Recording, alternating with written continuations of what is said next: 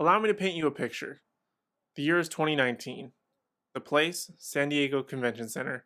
The event, San Diego Comic-Con during the Marvel panel. It's nearing the end of the panel. Mahershala Ali walks out on the stage after being introduced by Kevin Feige. He pulls out a hat and puts it on. The crowd goes nuts. The room goes black and a single word shows up on screen. Blade. Now, I wasn't at this event, but I realized the perfect introduction of this character into the MCU, and I'm going to tell you right now.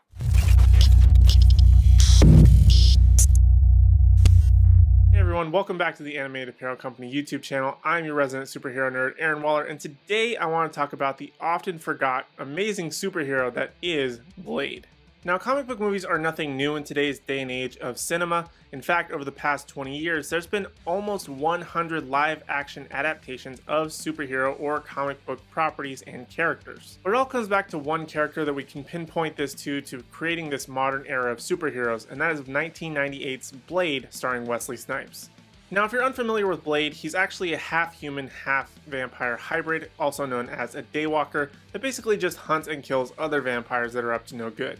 Now, I don't anticipate seeing Mahershala Ali's adaptation of Blade anytime soon, likely not until 2022 at the earliest, 2023 most likely, or even beyond that.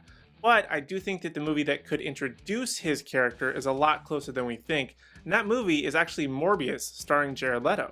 Morbius is the story of a man with a rare blood condition who goes looking for a cure and ends up becoming a living vampire, much in the way Blade is a vampire.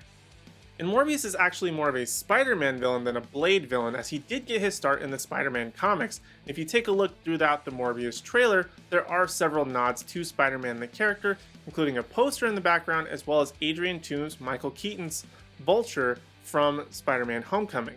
And as likely as it is that Spider-Man will not only be an influence in the world of Morbius, I don't expect him to appear.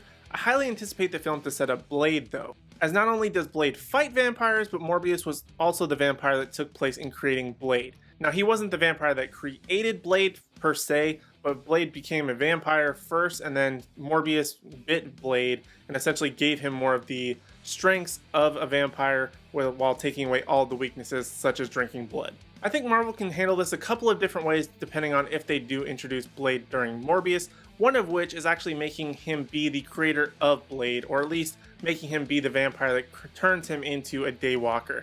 Now, the story of Blade is that his mother was pregnant with him, and as she was sort of going out one day, she was attacked and bitten by a vampire during birth. Thus, she gave birth to a half vampire, half human, as he was born at the time she was bitten.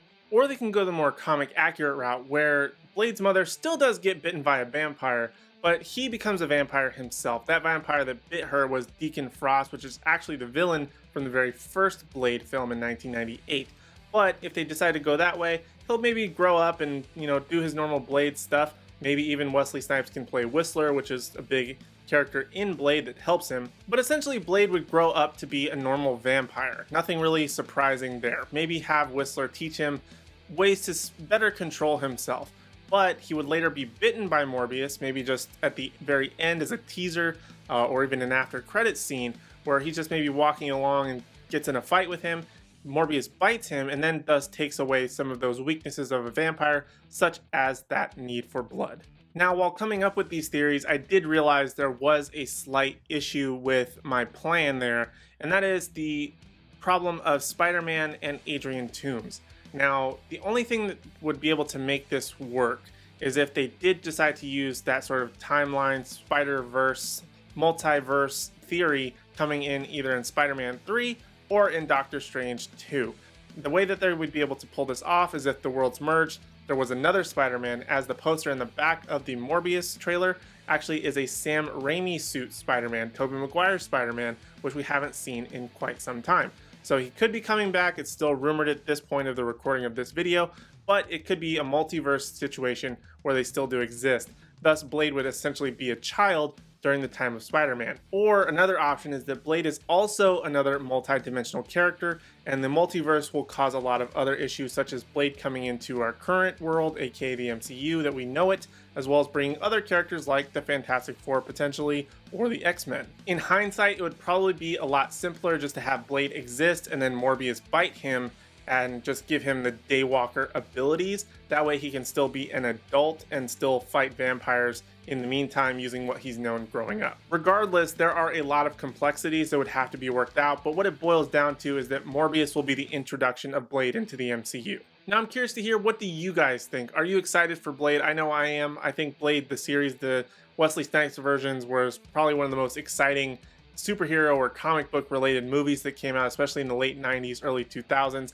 I absolutely adore those movies, and I'm just really excited to see the character again done by another amazing actor. So I'm really intrigued to see how they're introducing him. Are you guys excited for Blade? How do you think they're going to introduce him?